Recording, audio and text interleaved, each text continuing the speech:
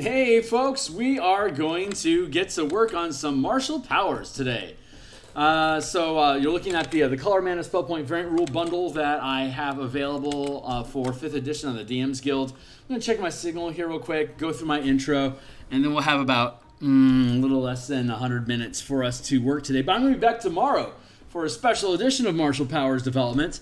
Because my weekly game got canceled. So that frees up some time in my day. I'm going to spin it with you guys. So hold on real quick. Let me check my signal for today. I'm going to spin it with you guys. So hold on real quick. Let me check my signal for today. Good. Cool. Let me go ahead and get into my intro spiel stuff here real quick. We're going to... Okay, great. So check. My name is Phil Kearney. Hey, I create role-playing game supplements, and I publish them. I illustrate them, and then I publish them online. I've been focusing my attention on Dungeons and Dragons 5th edition variant rules for the past few years. There is a slew of links in the description down below, including what you can see here, the Color Mana Spell Point variant rules.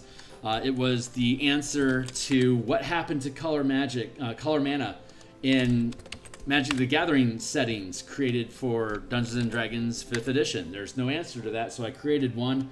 I've been using the system for a number of years now. It is really fun. It's also 100% free preview, and there's probably about 150 illustrations across the various books I have linked down below. So if you're here because you like my art that I put in my books, there's a crap ton of it there for you guys to take a look at. If you're a D&D enthusiast and either a DM or a player, either side of the fence, there's a ton of cool stuff listed down below for you guys to check out and play with if you want. Best way to support the channel if you want. I'm hanging out here on Twitter still, so you can follow me at Phil Kearney if you want. Liking, subscribing, hitting the bell icon to help support the growth of the channel in general is very much appreciated. And so this is the, like I said, this is the Martial Power. This is the Spell Point Variant Rules bundle that I created. It is a means of converting spellcasting into a color mana system. That then begs the question, what about the martials? Magic the Gathering is famous for having color mana for all types of creatures and effects. What about the martials? So we took, this is our 73rd episode? Yeah, our 73rd episode here of blending D&D martial mechanics with a mana source system that we use. It's a lot of ways. I've gone, again, this is the 73rd episode. So I've spent a ton of time walking through all of the mechanics that go into what it is. But if you check in the description here down below, there is a link to my Patreon. You don't have to actually be a member of my Patreon to get access to it. But my latest post down here, an essay on the 4 tiers of play in D&D, but you can go into the playtest content for Martial Powers here. Here's literally the YouTube stream that you're watching right now, but here is the the Google Doc that's available for anybody to take a look at online. It is read only. It is playtest content. Once it's actually completed and pushed off to editor and returned, much like we do with the Spelljammer book in the mornings, Monday through Friday, we'll be doing page layout to make the text all sit proper, create pockets for us to illustrate, and then we'll come back here and we'll actually illustrate here on stream as well. Once the book is actually completed and sealed into a PDF, we'll publish it on the DMsGuild, and we'll bundle it with all of this Color Mana spell points. So if you're a Color Mana enthusiast, all 13 classes will have the same daily resource that they can use to create different magical effects, whether they're spell casting for spellcasters or using this martial power system that uses the same power system but creates very, very different results. So I'm going to get the Photoshop out of the way to help minimize my screen burn, and that's our YouTube there. So you can tag along with us as much as you want. Looking here at the front of the document, thanks, Zach, for helping out with getting the table of content layout. Appreciate you, man. But we have a mana system here, so we can see that hybrid points of long rest is 20. It's 1 point per level, up to 20 points at 20th level. That is the type of power system that barbarians, fighters, and rogues use, very akin to what you would see for like the Eldritch Knight or the Arcane Trickster. A big difference here, though, is that specifically for the Barbarian, while you're taking a short rest and you spend hit dice to recover hit points, you can also regain mana equal to the number of hit dice that you burn up to your max channel limit. We use for channeling the half casting progression, 1 at first level, 2nd rank at 5th, 3rd rank at 9th, 4th rank at 13th, and 5th rank at 17th. I've got a hard stop in about 90 minutes. So I'm going to set a timer here for 20 so we can get started and stay on track. But I'm going to be back tomorrow during lunch as well. I don't normally do martial powers twice a week, but my weekly lunch game got scheduling conflicts. So my Wednesday's open. So we'll be doing some more of this tomorrow as well. But so a 20th level Barbarian, if they spend all 20 of their hit dice, you could recover up to 20 mana along with hit points. That would give a Barbarian, by blowing resources, 40 mana per day, same as what the hybrids do, which is a paladin and a ranger. So if you're used to the the resource economy that paladins and rangers have, then this will feel very similar to what we're doing with the Barbarian right now. Let's see. We're going to today explore the path of wild magic. This is the last path of barbarians for us to complete. So the way that we do this, if we're looking at, say, the path of the zealot, what we do is we first break down the class features that you gain from the subclass to see how well they jive with what we've already built for the martial power system in general. And then we, once we're happy with how the systems align, we go back through and we create a list of, just like all subclasses that are spellcasters gain a stack of free spells that these automatically have prepared at all times to use, to kind of thematically create like what kind of a spellcaster they are. They give you these free spells as a kit of flavor and mechanics to kind of support what your role is and how you express that character. We do the same thing here with martial powers, and if you've been around for a while here on the stream, you know that we have currently 140 different powers that you can invest in, and every time you gain a level, you can completely swap out your full kit of powers known. In addition to actually having powers that require you to spend mana to use, we also have a stack of feats from the different printed resources that you can learn instead of powers. So if you're the kind of person that likes to play a simple martial character, then instead of worrying about a mana pool and maintaining these different effects, stacking concentration auras, and doing all the crazy high-end stuff of like stacking like punts, trip, and paralyze abilities all in the same burst of attacks, you can instead focus 100% on just gaining feats, so you don't have to spend any mana whatsoever. Up to you. So we make it flexible for people that want to keep life simple but fun, or people that want to dive into a far more complicated system of creating their own kind of action loops. It's if you've ever played Path of Exile, you're going to be kind of familiar with how this stuff works. And that you have stacking effects that you can use and combo in together to create different layers of effects using bonus actions, attacks, reactions, and movements as different things that can trigger abilities on top of throwing a die. Just rolling a die is an opportunity for some powers to trigger. So when you roll your die, you can spend a point of mana and modify the die rolls that you're taking. So you can manipulate the exploration, social, as well as combat pillars of adventure using your martial character by kitting yourself out to either specialize in, like, say, social skills and manipulating people, or traversing terrain and being able to perceive things, or just be able to stack debuff, damage, or ongoing effects onto creatures and enemies during combat. So that's the quick breakdown of it. If you want a deeper dive, there's 72 episodes before this that break down different ideas and different concepts piece by piece as we go through it.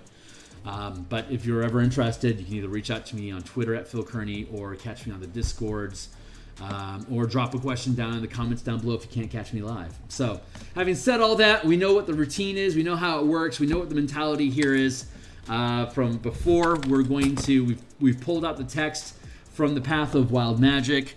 I've got a hard stop at about 1:45, but if I can't get the job done today, we're going to come back tomorrow. We're also going to revisit the Path of the Giant that we did last week, because I had some additional thoughts I think would make it a lot more fun and integrated with the power system if we explored a little bit further. So I want to invest some time on that as well. Nak has thoughts. Thoughts on a 5e-like system having a short rest point pool, i.e. key or sorcery points for all spellcasting. Yeah, I do that. My current 19th level campaign has our druid uses pact magic. It's identical to pact magic. It says that she spent all her invocations on different powers that we have on this book to play test it at that end for wild shaping and to embellish the kind of forms that she can create. Like she can do like thunder damage when she takes on the form of a bear or something like that. You know, stuff like that. Whatever she wants to do. Our rogue is on short rest casting. He gets 10 mana instead of 20, and our ranger is on short rest casting as well, gaining 20 mana instead of 40 across 20 levels. This is basically, you cut the marshals in half, so it's really easy. But the rogue has special things, like they can temporarily sacrifice hit dice off of their sneak attack dice. Like they can permanently reduce their sneak attack to gain just a giant pile of mana to do more stuff with. Like if you're in a social encounter situation and you don't need sneak attack, you can cash out all your sneak attack dice, so you get up to an extra 10 mana to do like skill check manipulation, social manipulation, mind stuff, perception things that are really useful, like at a tea party or something like that. But then when you take a short rest, you get all of your sneak attack dice back, and any unspent temporary mana gained that way are lost instead. I also, up to it was maybe 11 months ago, that I introduced the Cunning Strike idea that was currently in the 1D&D playtest. That actually came from 3rd edition in the Complete Scoundrels books. There's actually nothing new there. Wizards invented that Cunning Strike concept about, about 20 years ago at this point. It's just they're now recycling it, not really calling attention to it, which I think is a really big downfall. I mean, they should be calling out their past successes and how they can apply it to the current day as an inspiration for building more ideas, but they don't know how to do PR apparently. So whatever. I'm just a guy. I just see things. But yeah, I've been implementing, because that system was always fucking awesome. Sacrifice some of your sneak attack dice, do an effect instead. It's super simple. It's really obvious, and it worked fantastic in 3rd edition. That scales the exact same way as it does in 5th edition. It's just they had to change some of the effects to work with the 5e language instead of 3e. But the concept is very sound. I'm actually really happy to see them implementing Cunning Strikes. It was super obvious when I added it to the martial power system. I just like that Wizards of the Coast kind of follows what I do. So, brag aside, cheers. In any case, Wild Magic is going to be fun. It will be interesting to see what you have in mind. Yeah, I'm on a tangent already.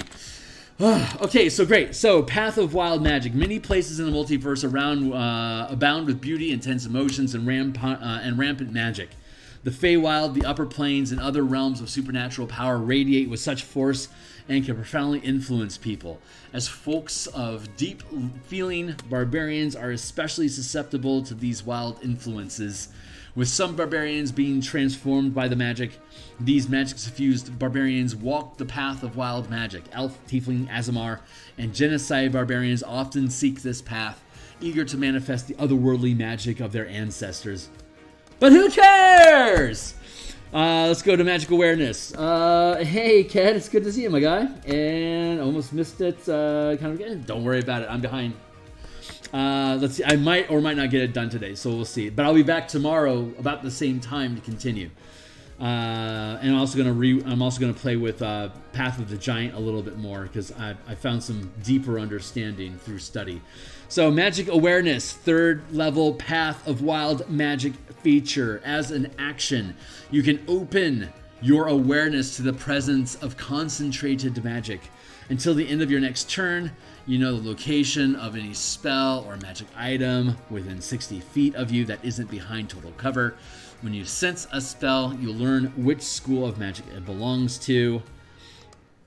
You can use this feature a number of times equal to your proficiency bonus, and you regain all expended uses when you finish a long rest. I don't see any reason to change magic awareness. It's just, It's a thing. So I'm going to actually grab this as a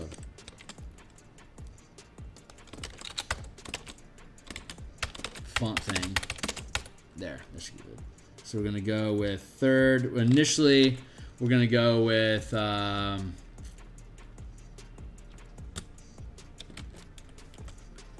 magic awareness. There we go. Magic awareness, third. And a trite, no changes is fine with me. No changes.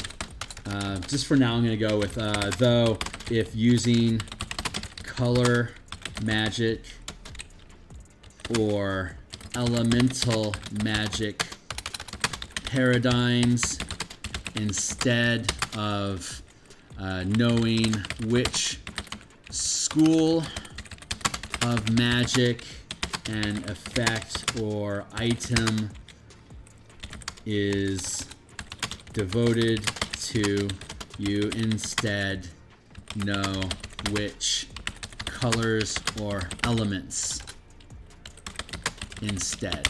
Because I talk about this a lot in the core mechanics book I have for the color mana of spell point variant rules.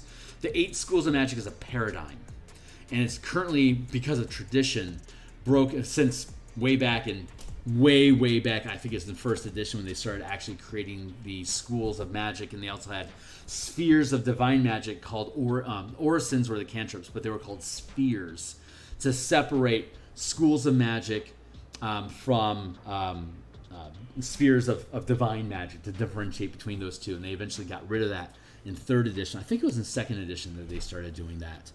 Not positive. But and so the 8 schools is a paradigm, but there's so many schools, you have to kind of just like leave spell slots or spell points universal and just let them be used across the different schools. With the color mana paradigm, it's 5 colors, and with the elemental paradigm, there's 4 elements. So the way that we build this, and you see this in the elemental keybook that I have in the bundle down below, if you're using elemental magic, you can separate all the spells into the different elements, and if you don't have any fire mana, you can't cast any fire spells. If you don't have any earth mana, you can't cast any earth spells. Same thing with magic.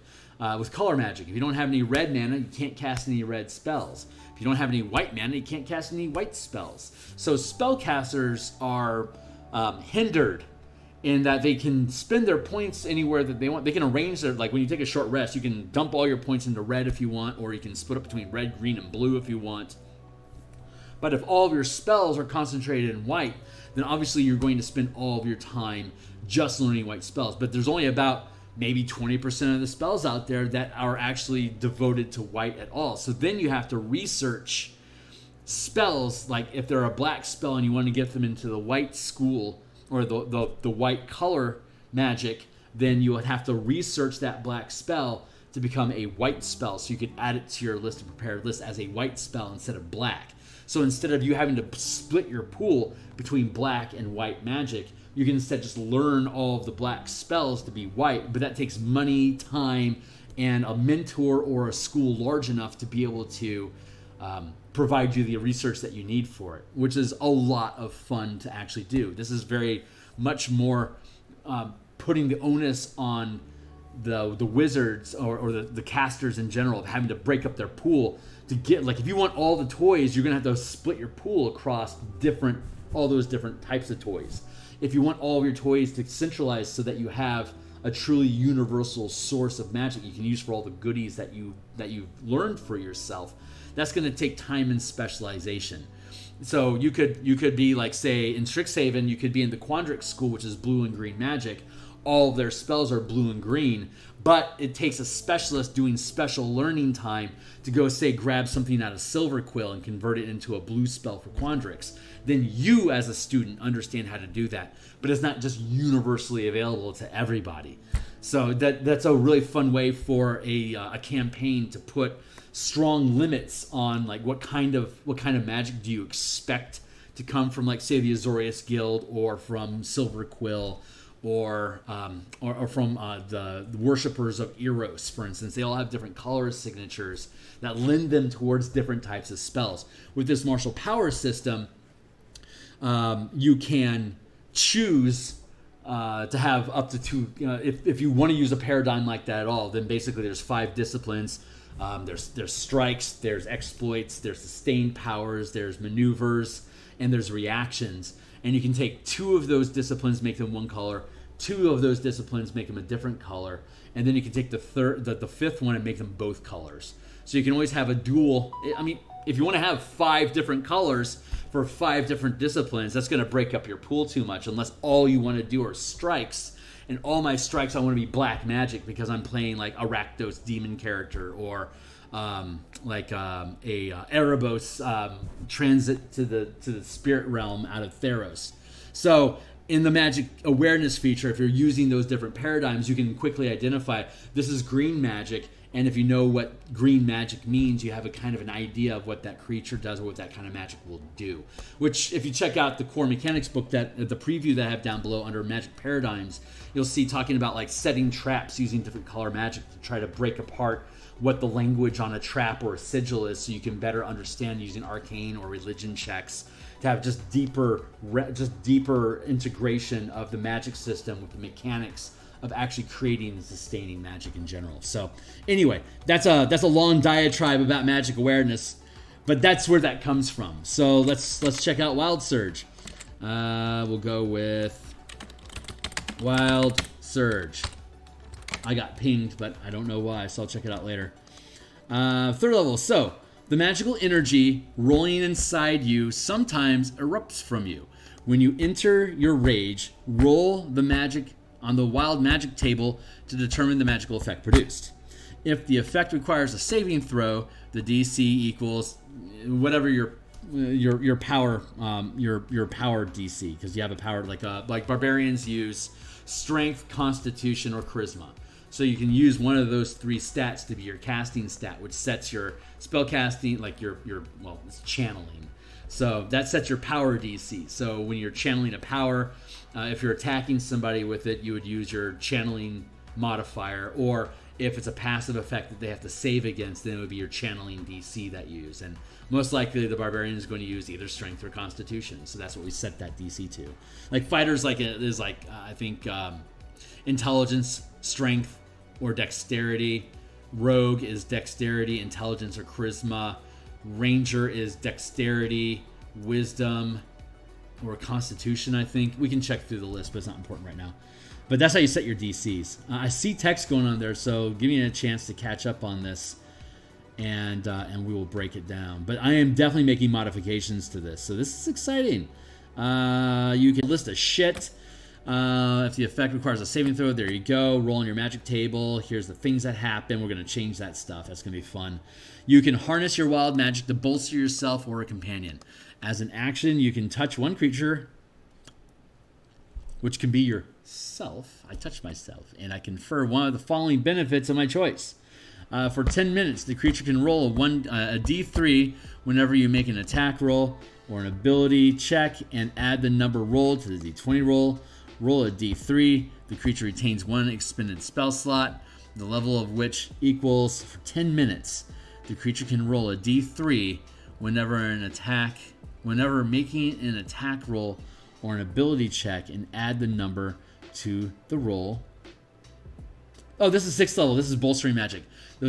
I see what happened. Those got blended together on accident. I'm going to push that down. We're going to modify that. Let's stay in our lane for now. So we're going to go with Wild Surge.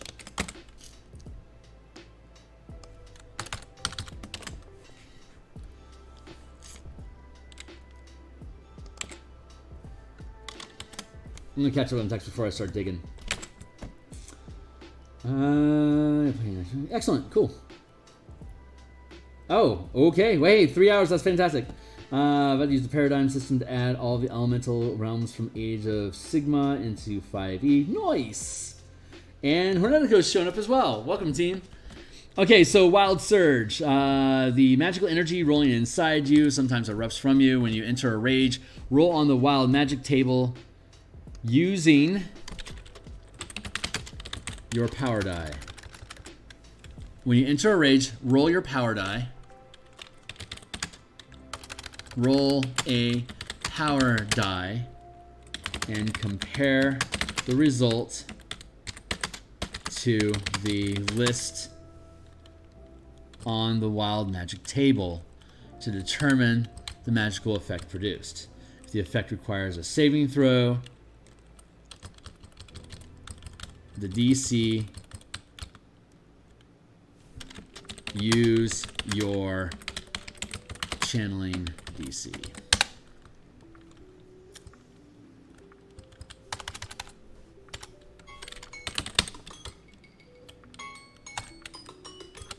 Hey, beep, beep, beep, beep. Beep, beep, beep, beep, beep, beep. So, wild magic. Blip. All right, so here's what we're going to do. Let's go to the right table. Let's go to the right table for reference. Okay, so when you're first to 8th level, you're using a D6 power die. Just kind of like Bardic Inspiration on ability checks and stuff, saving throws, blah. Or like a Battle Master Superiority die. As you, when you're using powers, if there's a variable that goes into it, you would roll a power die to determine what that variable is. And the power die grows in time.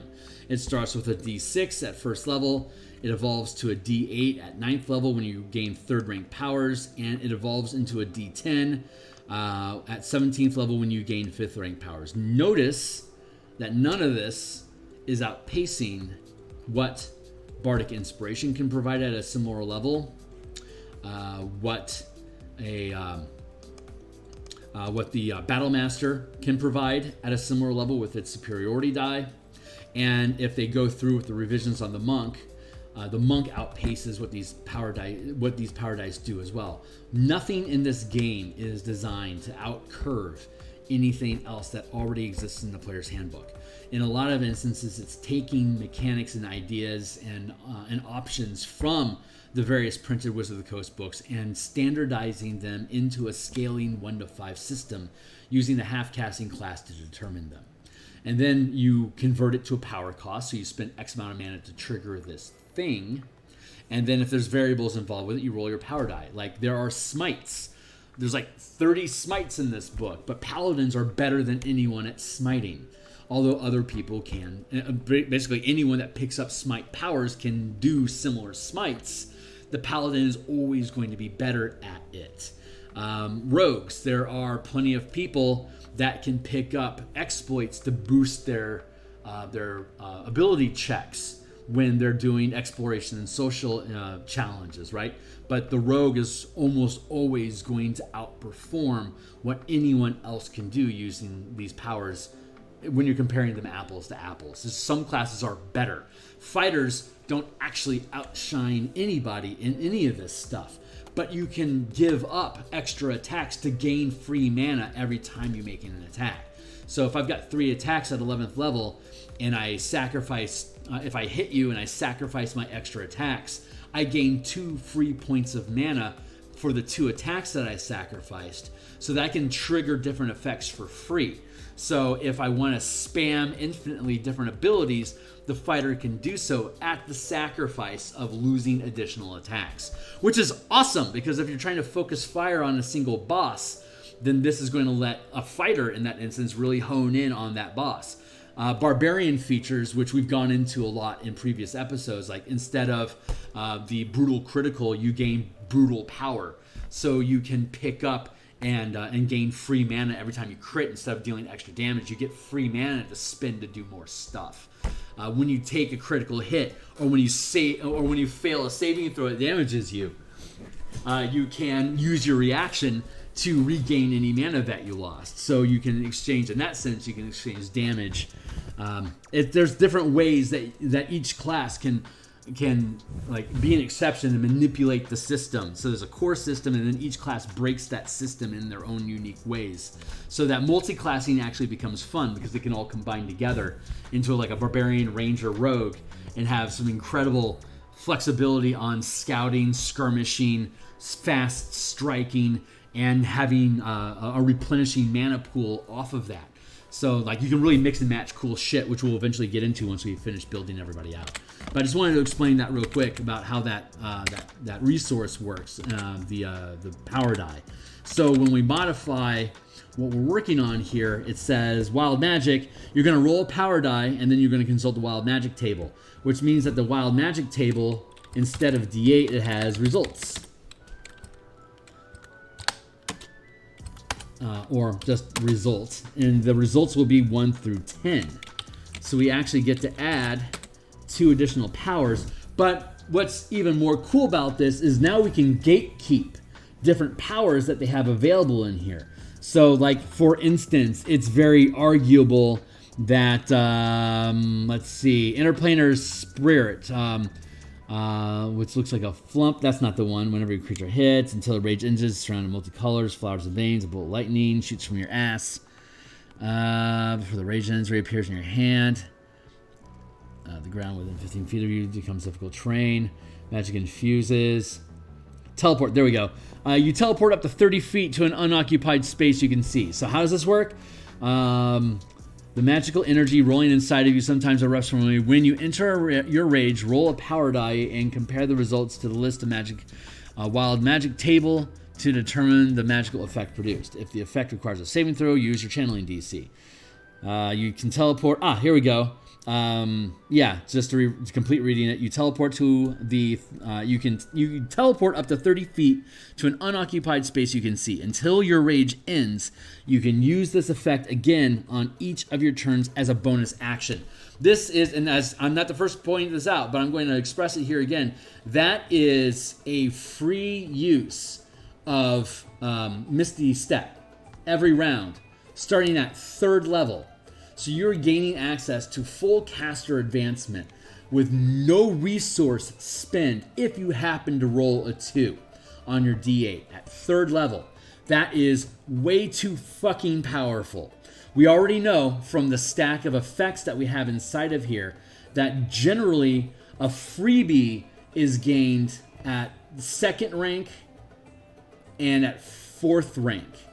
And we know from our comparative table that you gain 2nd rank powers at 5th, which is using a D6, and you gain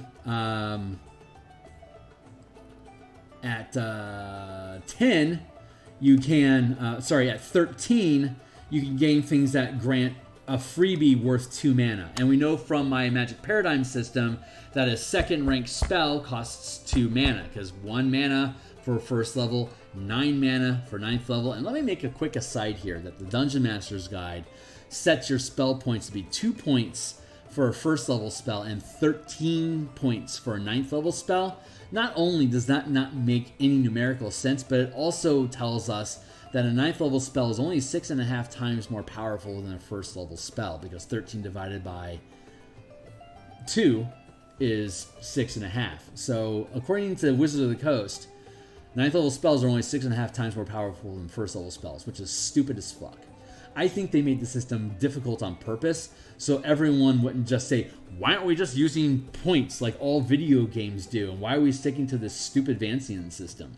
Because it's easy to stick to the Vancian system, and they use tradition as an excuse to innovate, or to rather not innovate. Look at the 1D&D test. If something doesn't go well, they just go back to what they already have in 5th edition. They're not making any changes. So I don't think the designers want to pursue lazy low-hanging fruit as their solutions. I think that they have been strangled on deadlines and budget, forcing them to make those decisions, which is my punching up at Hasbro and Wizards in general. Be better. We all deserve it. So, having said that, we know that we calibrate things so that you can get freebies worth 2 mana starting at 13th level. And so what we can then further extrapolate is that we have a D6, a D8, and a D10. We're going to have access to up to 8 at level 9, which is below the threshold for accessing 4th rank powers, which means they're going to punt up to the D10, which means we get to move the teleportation effect to 9. So we can take things that are too powerful for first to third level characters to get, and we can just push them up the ladder. Since you're only rolling a d6 at 3rd through 8th level, with this it's 3rd level. So from 3rd to 8th level, you're only rolling a d6. From 9 to 16th level, you're rolling a d8. So here's our natural cap here for third level through 8th level characters. Here's our cap for characters up to 16th level, and then at 17th level plus, you get all 10. So the number 9 and number 10 should be good. Good things that give you great action economy, great resource benefit, and are things that you're going to want to have. I would arguably say being able to use Misty Step every round for free, just for a bonus action, is really fucking good. So that's why I'm going to push it up here into the into the D10 die range, so that you as a barbarian don't have access to it until your 17th level, thus incentivizing you to stay in barbarian until 17th level. So let's create action economy and incentives to have people to want to stay inside of their single class pick up until the end, so they're rewarded for doing shit like that. It's just a philosophy that I've learned by playing games from level 1 to 20 for the past 5 years. I don't think there's a lot of people at Wizards of the Coast that actually play 3rd and 4th tier to actually wrap their head around how the game changes past 9th level. That's also me punching up at Wizards and Hasbro. Fucking prove me wrong. So let's go back into our list here and see how we should actually break up the powers that exist between the 1st, 2nd, and 3rd power dice. There's going to be 2 that we get to create on our own, which will be fun, but we don't necessarily have to address that right now. I'm going to actually put this on hold for a moment because that's the thought process that we're going in with this. Let's instead go back and continue to explore the different class features. So when we finish the class features, we'll have to build a kit of power, 10 powers that you'll get for free. And that is also going to be part of informing what kind of results that we want to have from the Wild Magic Surge table. Because we can borrow from spells, we can borrow from powers, and we can just make up shit for you to get access to when you roll your magic table, which is a lot of fun creative space. But I want to use all the options that already exist on the Wild Magic table, just reassign where they should actually be in the order of hierarchy for you to gain access to them through levels.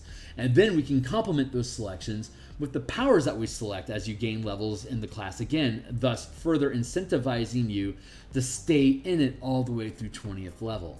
So that's the thought process that goes on there. So having that idea, let's continue on with our 6th, 10th, and 15th level features. This is I think I'm glad I have another day to do this stuff, because I think this between explaining how the mechanics work and the amount of reconstruction that we're doing for the Wild Magic Barbarian in the first place, I think we're gonna need an extra day. And I think it's awesome that the universe handed me that opportunity to have that extra day tomorrow. So hey, let's look at bolstering magic. I can already tell I'm going to kick this in the ass.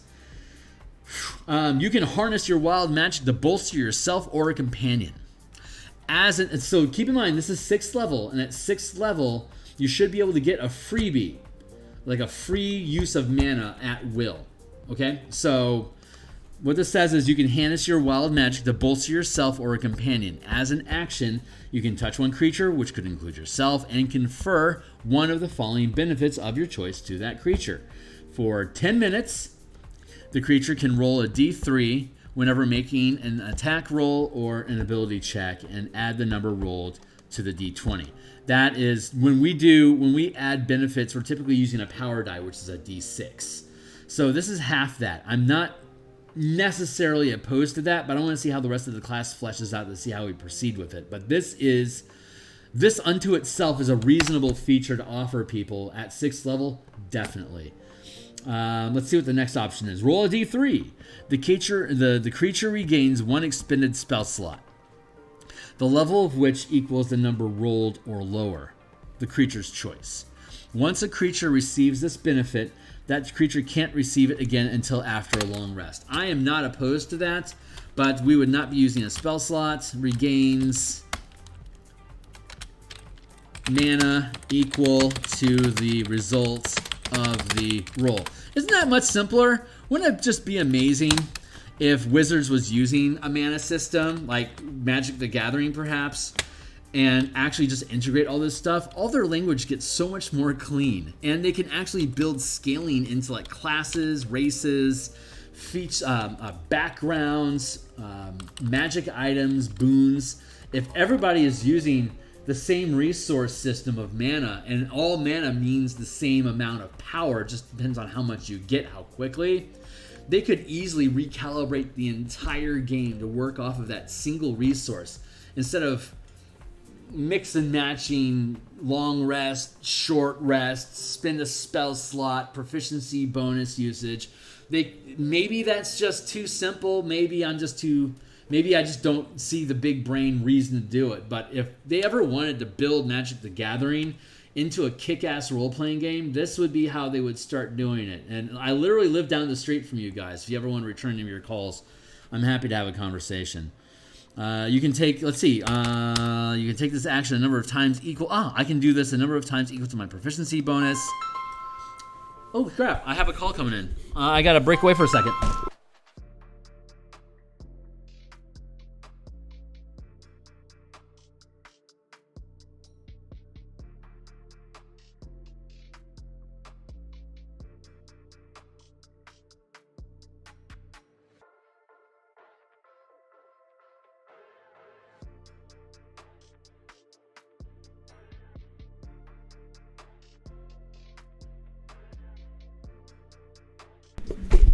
Tool is playing in concert in October, and it's an hour away from here. So we're getting we're all getting our room to pile in, and someone was just asking me to confirm.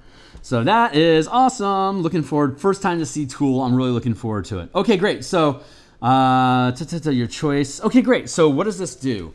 For 10 minutes, the creature can roll a d3 whenever making an attack roll or an ability check, and add the number rolled to the d20 roll. I don't have a problem with that. Roll a d3. The creature regains mana equal to the result of the roll. This is at 6th level. 6th level means you can gain up to 1 rank of benefit for free. So I do not like that you would have this variable here. What am I going to do about it? At 6th level, we can pull 2nd rank powers. We can eventually get up to 5th rank powers.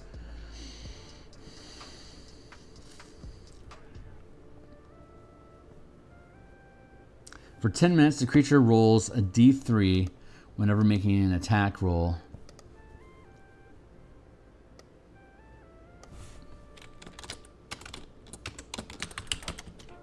While you are raging, the creature can roll a power die.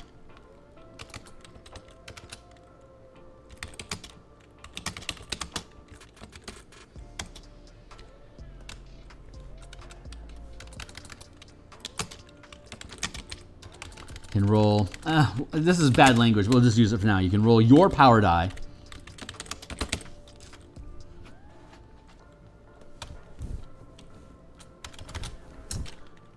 While raging, the creature gains a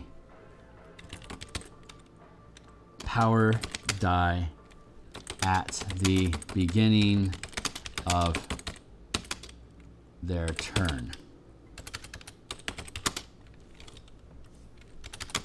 which can be used when making an attack roll or ability check, adding the number rolled to the result. This gives us a higher value of bonus. It's basically a free point of inspiration each round while you're raging. When your rage ends, their benefit ends. That, I think, is a much better calibration. Eventually, your character is going to have infinite mana. Is going to have infinite rages, but they still end. So it's going to have to recharge. And I do like, though, you can take this action a number of times equal to your proficiency bonus, and you regain all expended uses when you finish a long rest. You can use this. You can use this action a number of times, equal to your channeling, your max channeling rank gained as a barbarian.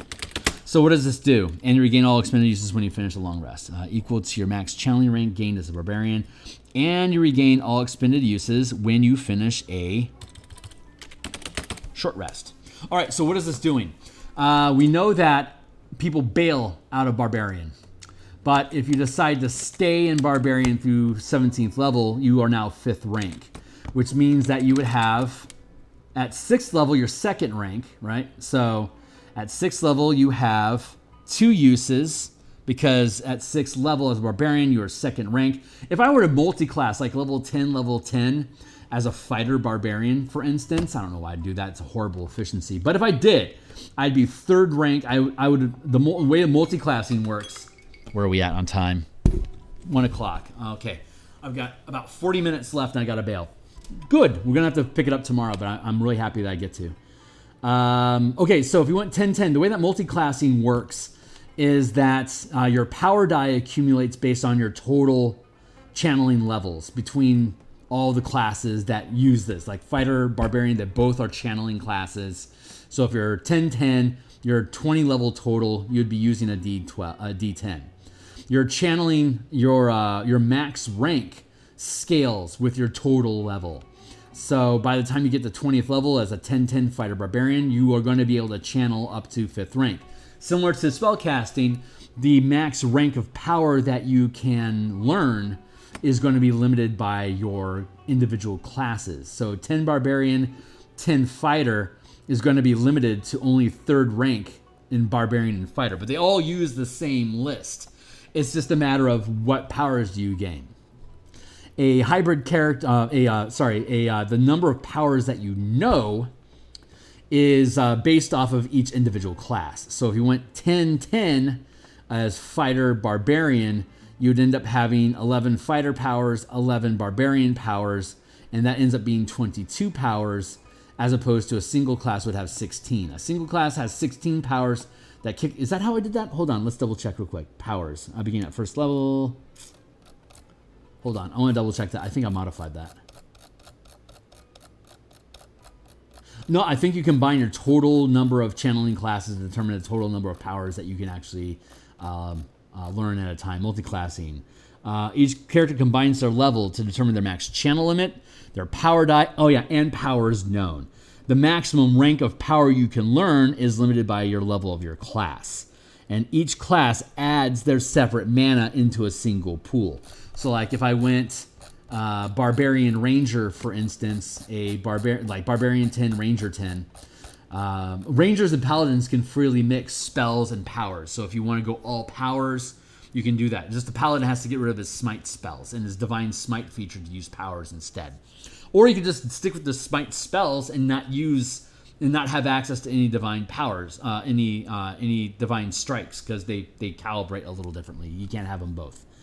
But if I went like say 10 Ranger, I'd gain 20 mana. If I went 10 Barbarian, I'd gain 10 mana. So if I was a 20th level Barbarian Ranger, I would in the end have 30 mana, and I would still be able to I'd be able to spend my Barbarian hit dice to gain back mana. So I would be able to end up having 40 mana if I spend all my hit dice in a day as well. So it actually evens out that way. But I would only have access up to 3rd rank powers. So by having that language about calibrating to the rank of power that a character is gaining in a class, you can curb power creep instead of just like dipping into a bunch of stuff that give you a bunch of proficiency bonus progressions. You're now forcing that character to stay in that class if they want to get better use of that class feature.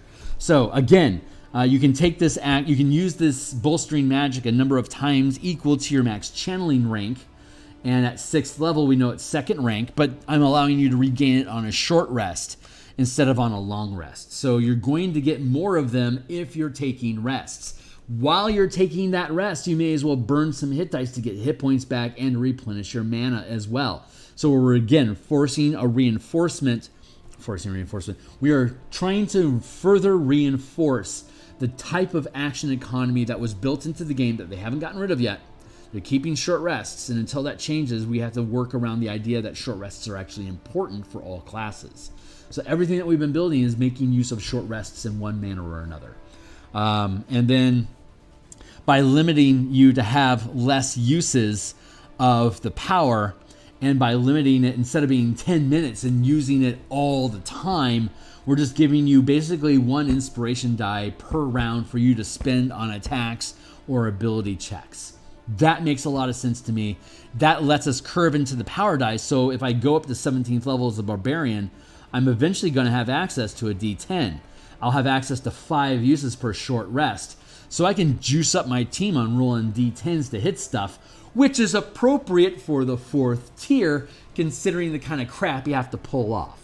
So I am happy with that. However, I am not happy with regaining this mana. That is too much mana gained for too little. It's you can regain, well, let's look at that again. The creature regains mana equal to the result of the roll. And it's a D3. Does this get changed later on? Let's see if there's something else that pops up. Whenever you roll the wild magic table, you can roll the die twice and choose which of the 2 effects is to unleash. If you roll the same number on both dice, you can ignore the number and choose any effect on the table. I'm going to change that. Unstable backlash. When you are imperiled during your rage, the magic within you can lash out immediately after you take damage or fail a saving throw. While raging, you can use your reaction to roll on the wild magic table and immediately produce the effect rolled. This effect replaces your current wild. I'm keeping that. That's fucking cool. Okay, great. So now all we have to do is figure out how are we going to recalibrate the amount of mana that you gain when I give you a touch.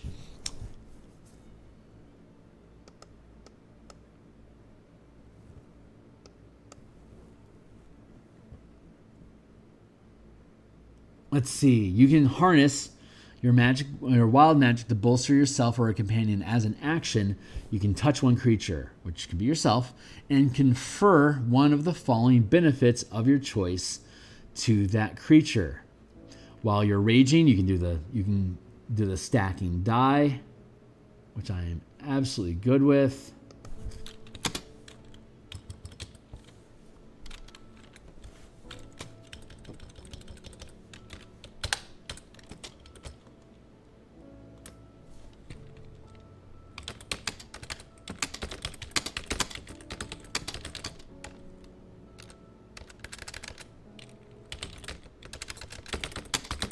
Max channel. Rank gained as a Barbarian. Barbarian.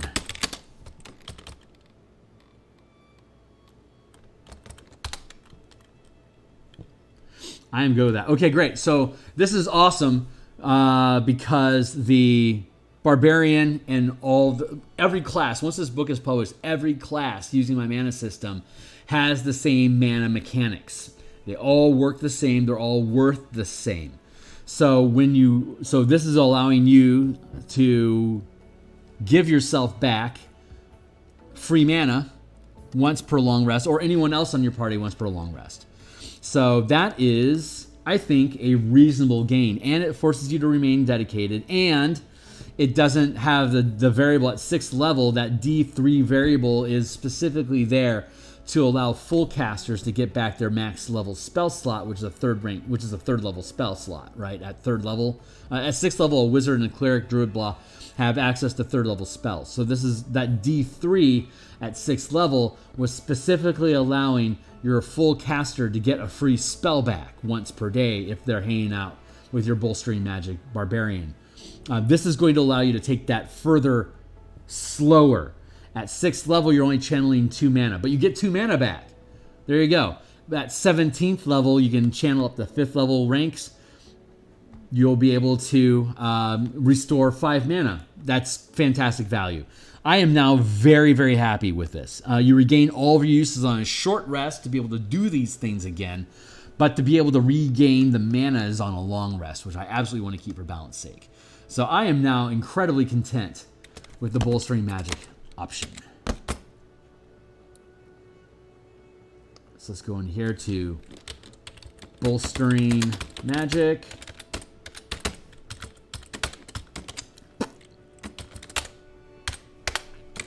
And now we're going to go to unstable backlash. Do we change anything about unstable backlash? When you are imperiled during your rage, the magic within you can lash out immediately after you take damage or fail a saving throw while raging. You can use your reaction to roll on the wild magic table and immediately produce the effect rolled. Replace your current wild magic effect. I have no reason to change that at all. We're keeping it exactly as it is. Unstable magic because, again, your die is going to upcurve with your power die. No changes. So you have more opportunity to gain benefits. Controlled surge. I am going to modify controlled surge a bit. When you're in peril during controlled, whenever you roll on the magic table, you can roll the die twice and choose which of the two effects you unleash. Nope, we're going to simplify this. It can be so much easier than this. Now that we're using tiered gains, whenever you roll the magic table, whenever you roll on the wild magic table, you can choose any effect equal to or lower than the result rolled.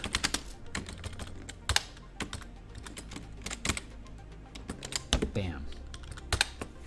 So if at 14th level I'm throwing a D8, if I rolled a 7, I'll be able to pick any power 7 through 1. I can just pick it. Instead of doing this wonky doodle randomoid, I like it since it's controlled surge. Let's actually make it controlled, shall we? At 17th level, if you roll a 10, you just get to pick what it is that you grab. Enjoy. I think that ought to be the way to do it. And that finishes out the kit, the actual features. But now we get to go through and we get to start ranking, replacing, and shuffling the order of things gained from the wild surge. So that is what we are at 107 now. So we are going to finish. We're gonna see how far through here we can get, and if it all ends up capping out. If we can get this done today and start digging into our list of bonus powers, fantastic. If we can't get to it today, we will start our session tomorrow. We'll have a 90-minute block as well that we'll be able to finish off the modifications to Path of the Barbarian, the Giant, and we'll be able to add in the power list here. So, having said that, let us continue looking at what our options are and where we want things to sit. And again, if you check in my description down below here on my Patreon channel, here the playtest content is 100% free. So anyone that's hanging out with me now or in the future can dive into this document with me. It's read-only for you guys, but it allows you guys, if you want to see where we're at in the document. And if you have any suggestions or thoughts, you're most welcome to throw them out there, because this shit's fun. I will be doing a probably like a hex crawl or dungeon crawl campaign from like level 5 to maybe level 3 to 7, using martial powers specifically for the 8 classes that can use it. It's core to Barbarian, Fighter, Monk, Paladin, and Ranger, Rogue. But you can also use it with Warlock. You can use you can replace invocations with chosen powers. And the artificer can use infusions, but instead of using your stack of list of infusions, you can infuse an item with a specific power that you pick up off of your infusion list. Like if you know 3 infusions, you could, instead of learning any that are in the book, you could choose 3 powers of the appropriate rank equal to the half-caster level that you're at. And you can then choose an item, like if you want to pick up stunning, like the stunning strike attack. You would have to be 9th level or higher, but you would then be able to make an item that's infused with that power, and it would come with a free point of mana that recharges on a short rest. But you could also use your own battery to use it as often as you have mana. So you're basically using like power stones to gain extra powers that you can equip on your character at in different objects. When you equip the battle axe that has the push power and the shockwave power and the knockback power, if you want to dump 3 mana into that strike, you'll do 3 power dice worth of damage, and you'll trigger all 3 of those effects every time you hit with that axe. But that would be like a very rare axe that you wouldn't have access to until, like, say, 13th, 14th level. It'll be a late end item because it's a shitload of power that you're dumping into just an item. You can doff that, pull out your crossbow of phase strikes and banishing, so you can fire through objects and cause things to disappear. That could be like a legendary object. But you can stack all these. I can take my crossbow and I can infuse it with these different magics and say, hey, here's a crossbow that's gonna banish demons through walls. You just got to hit them. So here's some glasses that let you see through walls. And now you can just start rocking people through labyrinths, shooting targets on the other side of the wall before you even get to them. And then you can use phase step to move through the wall and pick up anything that they dropped. Anyway, so artificers are super cool. Warlocks get to lean into it. So when I run my playtest game, we'll start at 3rd level, and those will be the 8 classes that people can choose from to completely lean into dependence on the martial power system to be able to build out what they want to do. And we'll just run dungeons, or we'll just, I actually want to do a hex crawl campaign where people can dive into dungeons to go grab gear and artifacts to empower with their own mana source, and then have a goal to get someplace inside of the hex crawl, and that you're having to navigate through creatures, traps, tricks, and mana challenges to be able to get there. So that'll be the playtest. It'll be fun. My home team is 19th level now. We've been playtesting it since 12th level. So we know it works fantastic in the 3rd, 4th, and 5th tier, or the 3rd, 4th, and 5th ranks of powers amongst our classes already. I just don't have any direct feedback at those low levels to make sure it still feels good. So that's what we have to figure out. Hey, Alan. Yeah. I playtest all my own shit. Like the color mana stuff that I started off with talking about, the spell point variant rules, I started by playtesting that on my team. Those have actually been up on the DMsGuild for about 4 years now, and I'm still using those same mechanics. They're really freaking great and incredibly flexible. You can do cool shit, like if I want to open, like I use a lot of Magitech and steampunky type stuff in my campaigns. It's like if you want to open up this bunker door, you can use your thief pick tools, but if you throw mana, like if you use your pick as a spark to send mana into the circuitry, you can reduce the DC needed to make the door pop because you're fueling it with energy with your mana to make the gears work, so you can pop it open easier. If you have Magitech or like Ravnica type technology integrated into your campaign, I do this with Eberron as well. If you have that Magitech feel to it, then everything can be fueled off of sources of mana, either with a power stone, which acts literally as a battery that you screw into the artifact or eldritch machine, or you literally have people biting copper wires and fueling it themselves. So that's what monks are for in my campaigns. They are civil servants that have developed their chi energy so that they are living batteries. So a small community that has like overhead lights, stadium lights, and stuff like that, or like a message stone to be able to communicate with a larger community. If you have a monk monastery, then they have civil servants assigned to just basically act as a patrol. But as they patrol, they have like this hour route that they run. So as they run their route, they can just drop their mana into different batteries in different buildings or supply stations that need the ongoing magical fuel. And because of the last war, all the power batteries were taken away to put in tanks, flying ships, giant monstrosities, eldritch cannons. There's no batteries laying around anymore. So there was a huge upsurge in the amount of people that were becoming monks, because if you're wounded and you can't fight in the war anyway, like you're just not fit to do so, you can always just meditate and develop your mind so that you can become a resource to your community while the war is ongoing, so that you don't have to be knocked down in your lifestyle, so that you are going to have a higher amount of morale to be able to allow the war to continue.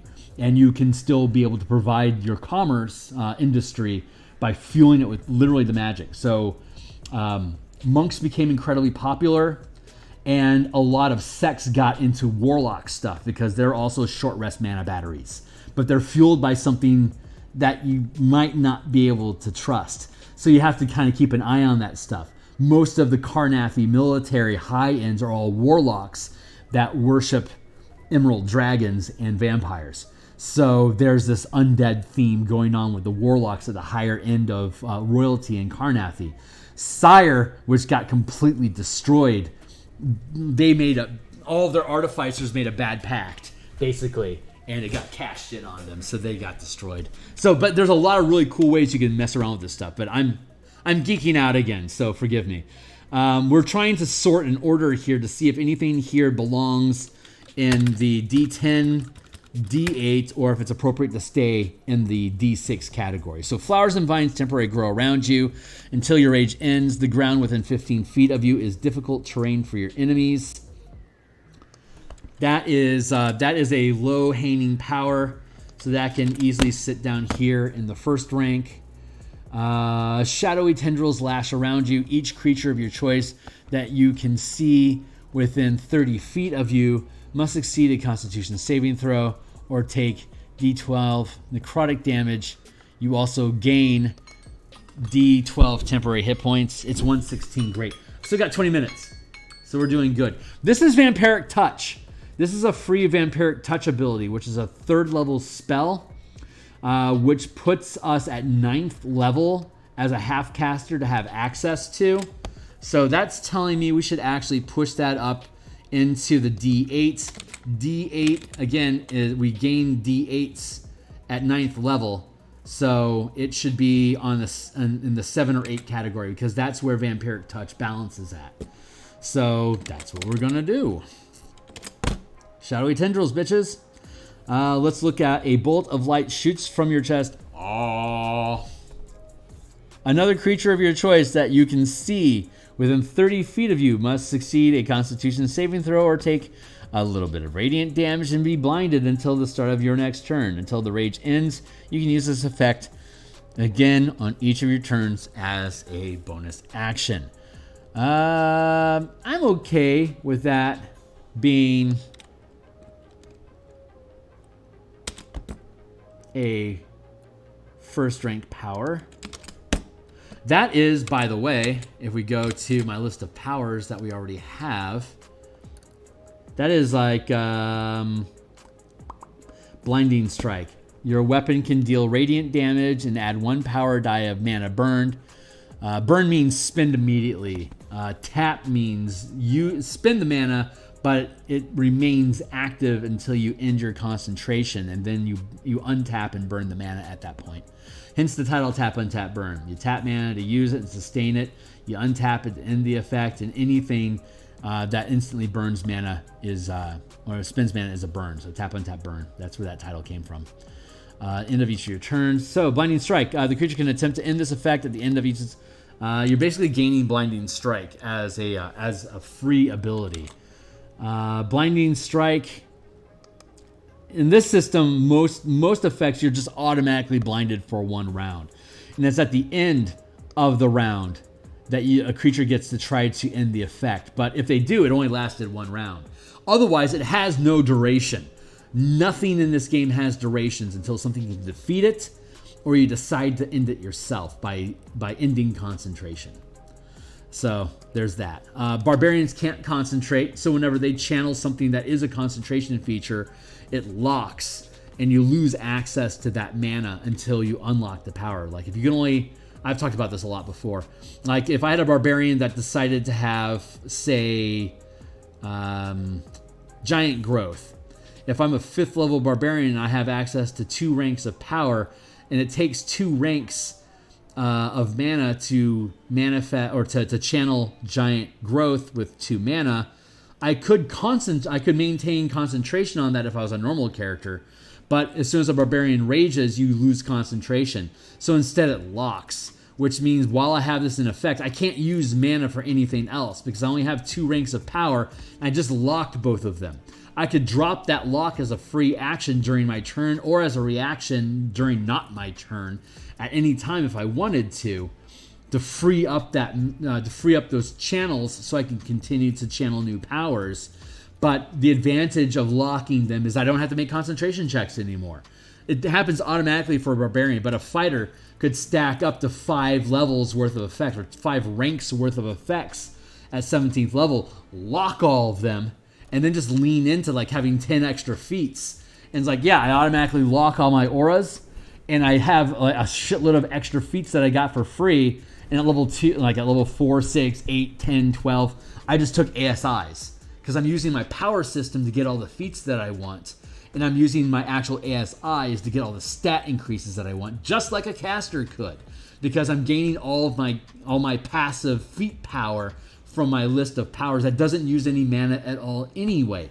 So if I if I have 5 levels worth of auras that I want to learn off of my sustained power list, then I can build a fighter or a ranger or a paladin or whatever with a very unique action economy action loop, where I'm using my bonus action, my action, or attacks, and my reactions for specific effects that can trigger off of each other, much like I was talking about how Path of Exile works, where you sequence these different effects to work together to have a bigger synergy effect. Like I could sequence together a bunch of strike powers that would allow me, when I hit you, to throw you 30 feet away, knock you prone, and stun you for a round, and until you can make a saving throw, you can't take reactions. Like I can stack those 4 things on for 4 mana in one hit if I wanted to. Or I could parse those things out across different creatures if I wanted to. Like I'm going to stun you, I'm going to take away reactions from you, wizard, so you can't counter my character who's casting a spell right now. And I can get this big bad and I can punt him away and then knock him prone. So he has to get up, eat up action economy, and now he won't have enough movement to close distance with me this round. He has to waste all of his action economy just closing the distance again. And when you do, I can trigger Pam and Sentinel and then pop that mana again and then punch you out of range again. So you better start attacking me with rocks or something. Otherwise, you're never going to close distance with me. So those are the kind of control, like tank control things that you can do. There was a YouTube video earlier today talking about how little tanking and control there is in D&D. But all this shit working together like that, all these powers that are here, that are just universally available for martial classes, there's like 7 or 8 different ways that you can control or disable or limit what different characters can do, on top of different damage types and effects. So it's a really robust stacking system that, again, you could just take feats and completely ignore all that crap. But if you really geek out on character optimization, you can switch out all your powers every level and completely build a completely different action loop sequence to reinforce supporting your characters. So if you want to be the tank on the front line, you can do things that punt people away from you, slows their movement, forces them to attack you, gives disadvantage to anyone that doesn't attack you in case they can get around attacking you somehow, and you can create barriers that they can't walk through. Like there's a bunch of shit you can do. If you think about if you know what Path of Exile is, if you've ever played Path of Exile, basically anything that you can think of in Path of Exile, we have the ability to reproduce those effects here in this game. Grinding Gear, I already asked Grinding Gear Games if they were interested in me building a game for them, role-playing game. They said they weren't interested. So that's fine. I'll just keep doing what I'm doing. Anyway, I'm geeking out again, and I'm off topic, which is a risk I have when I start geeking out about crap, so forgive me. We're good with Effect 1. We're good with Effect 2. That is, well, we were looking at Blind, and that's a second rank power, which you would have access to at 5th level. It is a freebie that you're gaining access to each round. I'm going to tentatively keep it. Actually, I'm going to push it up to... I'm going to push the blinding thing up to 8 because it's actually pretty useful. Well, it only lasts... I could... So I'm going to potentially reword all of the things here as well to curve into the paradigm that we use. Basically giving you free use of different powers. But I want to try to stay on theme with what we have. But I am going to push this thing up to 8 for now and see if there's anything else that comes into being here. So, an intangible spirit. Which looks like a flump for a pixie or whatever, appears within 5 feet of one creature of your choice that you can see within 30 feet of you at the end of the current turn. The pixie explodes. And each creature within 5 feet of it must make a dexterity saving throw or take D6 power damage. force damage. Until your rage ends, you can use this effect again, summoning another spirit on each of your turns as a bonus action. I'm okay with that. Magic infuses one weapon of your choice that you are holding until your rage ends. The weapon's damage can change to force, and it gains the light and thrown property with a normal range of 20 feet and a long range of 60 feet. If the weapon leaves your hand, the weapon reappears in your hand at the end of the current turn. I am totally fine with that being first rank.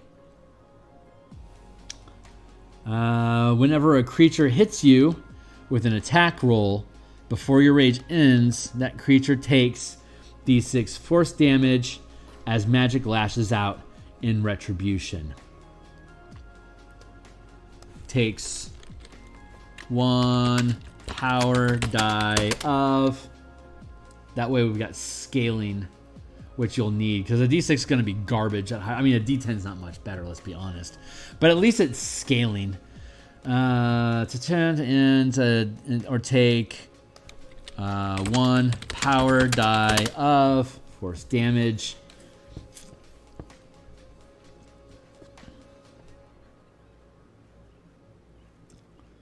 Let's see. 15 feet. Difficult terrain is fine. Magic infuses your weapon. That is fine. This fruit is very low hanging. So those are good. Whenever a creature hits you with an attack roll before your rage ends, that creature takes 1 power die of force damage as magic lashes out in retribution. I'm okay with that for now. Whenever a creature hits you with an attack roll,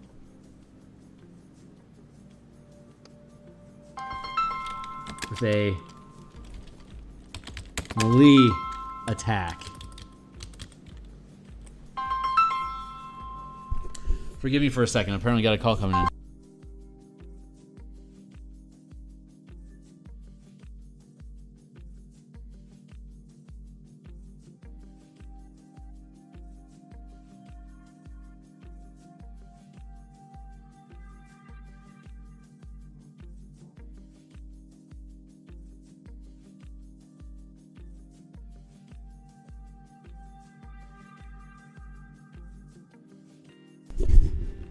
Okay, well that happened.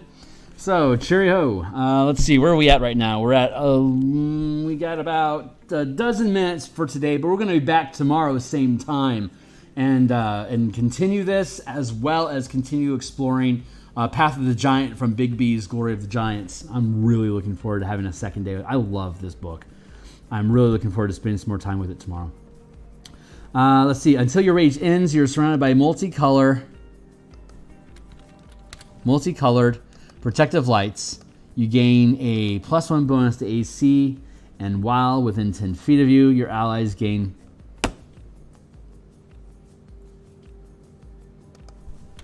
a +1 bonus to AC. You gain a bonus to AC equal to your max channel rank gained as a barbarian. So you gain this power at 6th level. That's 2nd rank. At the gate, you're getting a +2 bonus armor class, which is legit. But by 17th level, it's a +5, which is super fucking dope. That's basically an active shield on you at all times. That's actually really good value. And it scales. So again, it incentivizes you to stay in your barbarian class.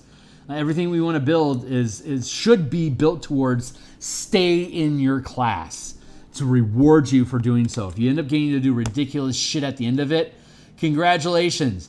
You're a 20th level barbarian. Here's your prize. You deserve it. Hey, Hornetico, what up? I think I've almost got a functional playtest of my system's basic foundation. Hey, that's fantastic, guy. Glad to hear it. I know you've been futzing with it a lot. That's fantastic. Let's see. What are we missing? We are missing a high rank power, and we're missing something mid-level, low end. That's a lot of the badoop doops. Let's see. Whenever a creature hits with a melee attack, until your rage ends, you're surrounded by multicolored protective lights. An intangible spirit looks like a flump. I'm okay. I think I'm generally okay, but we're missing 2 powers. We need low-hanging fruit of for my D6, and I need something high rank. We already have that Misty Step is available when you get the 17th level, so that basically means we need like a 2nd level sort of power effect. So if you keep tinkering with it at this pace, it'll be ready to run something by maybe this time next week, and it might be sooner. Hey, that's fantastic, Cornetico. Let's see. What do we want to do? What's something that would be cool for Wild Magic to have access to at 6th level and at 17th level? 17th level is basically anything up to 2nd level spell. Shadowy tendrils lash around you. Each creature of your choice you can see within 30 feet of you must succeed a Constitution saving throw or take D12 necrotic damage. You also gain D12 temporary hit points. Shadowy tendrils lash around you. Each creature of your choice. Each creature of your choice that you can see within 30 feet of you, all of them, must succeed. Take D12. You also gain D12. Okay, so that hits everybody, but you only gain D12 back. Or take 1 power die of necrotic damage. You also gain 1 power die of temporary hit points. That's how our lifelink works. When you deal damage, you're dealing necrotic damage, and then you gain temporary hit points instead of actual healing. I like temporary hit points because they don't stack, they overlap. It's like if I hit you for 30 points of damage and then get 30 temporary hit points, and then the next attack I hit you for 25, I don't get any temporary hit points because I already have 30 of them. So I like how that stacks, but I'm not necessarily sure this is something I want people... Well, it is 9th level, and you would have access to a 3rd level spell that would duplicate Vampiric Strike. We talked about that, so that's fair. The blinding ability...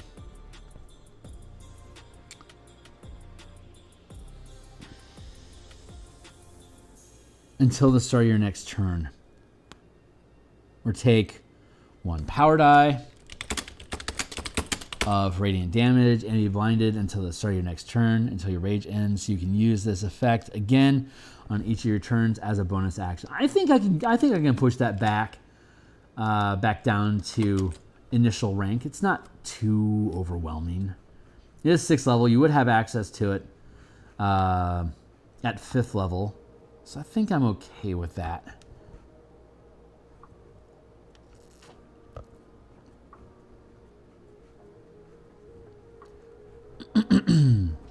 If it didn't have a Constitution saving throw, I'd push it up to the higher tiers. Whenever a creature hits you with a melee attack before your rage ends, that creature takes 1 power die of force damage as magic lashes out in retribution. I'm okay with that. These are all D6s right now, but they'll eventually scale up to a D10. So your rage ends, you're surrounded by multicolored protective lights, your armor class equal to the max channel limit. I'm okay with that because it starts off weak and ends up good. I think, yeah, I'm okay with all 6 of these results. So that means what we actually need is a 9th plus and a 17th plus. What do we think we should put in here?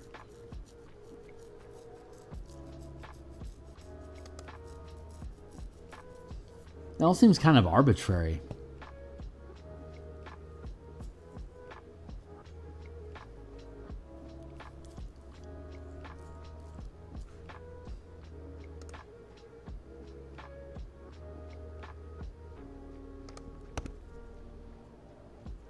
Let's pull open our big bad list of spells and see if there's anything tasty that jumps out at us as a spell-like effect that we want to have available. This is the master mana table that I have. It has all... Here we have all spells. Here's all the spells from Player's Handbook.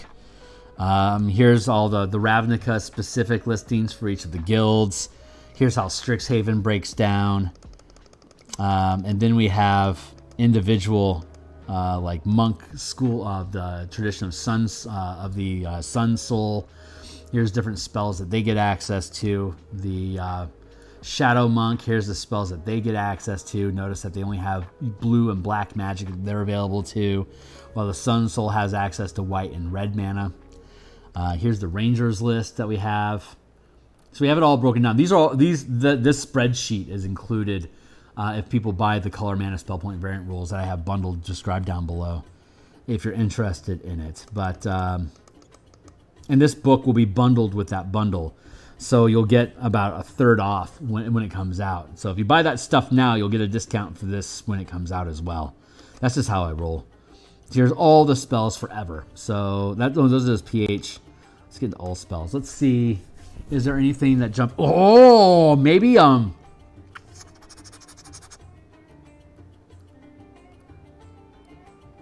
what about Zephyr Blade or Zephyr Strike? That's kind of a cool idea.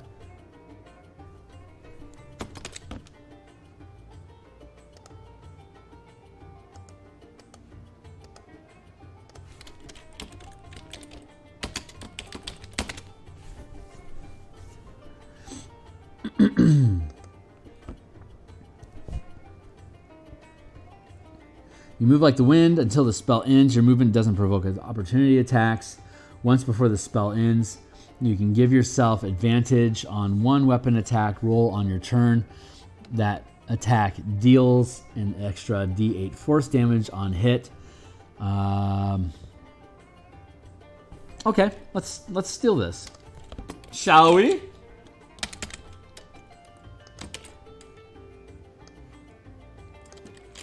I'm going to modify it. And that feels like a mid-tier power. It is Zephyr Strike. It is, what is that, second level? Oh, it's first level. Yeah, screw you. All right, so we can afford to put that down in the 8th spot. So, you move like the wind until...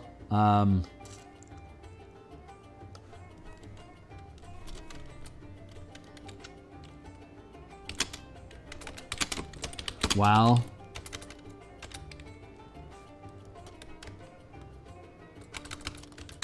until your rage ends, your movement doesn't provoke attacks, opportunity attacks.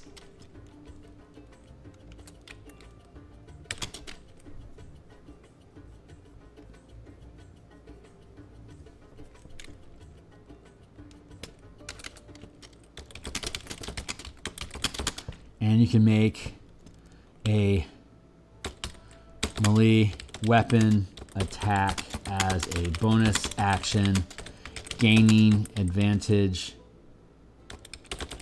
on the attack roll, period. There, that's super dope. I think that's fair. Now we need a 10th level. So let's go back to our cool spell list and see if there's anything in particular that jumps out at us that could be a second or possibly a third rank power.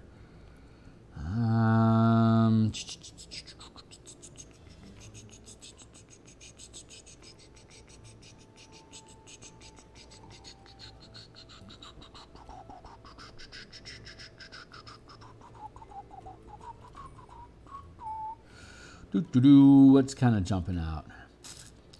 Rope trick, scorching ray, see invisible.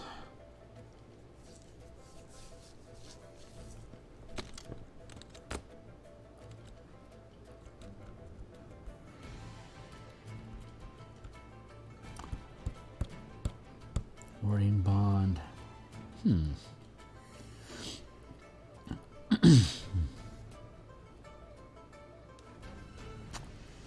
More vitality, beacon of hope.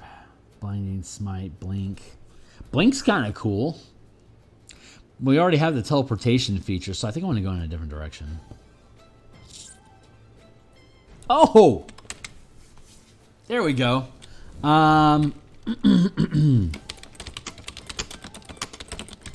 So your rage ends.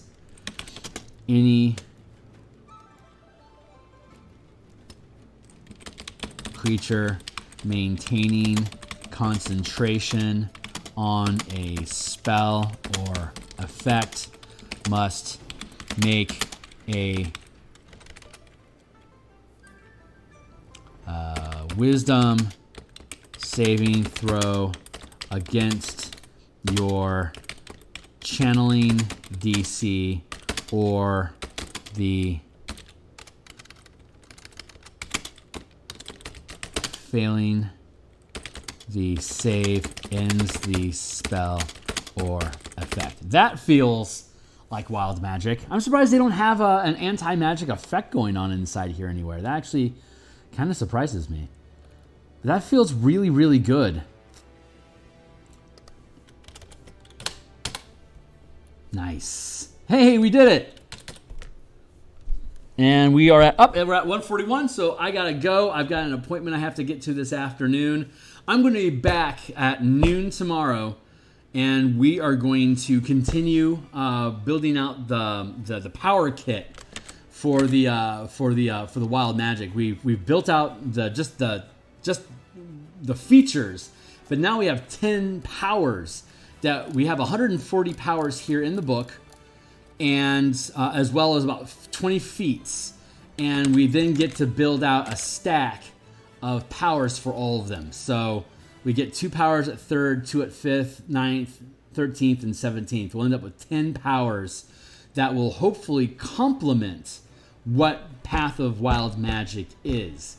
And at the end of it, we're going to have a really tight features list, bonus powers on top of anything that you want to pick up on your own. Over the, like when you get in this at 3rd level, you have 6 powers. You have 4 powers that you know already. So those could be feats, or those could be in the powers that you learn. We'll go through that process tomorrow.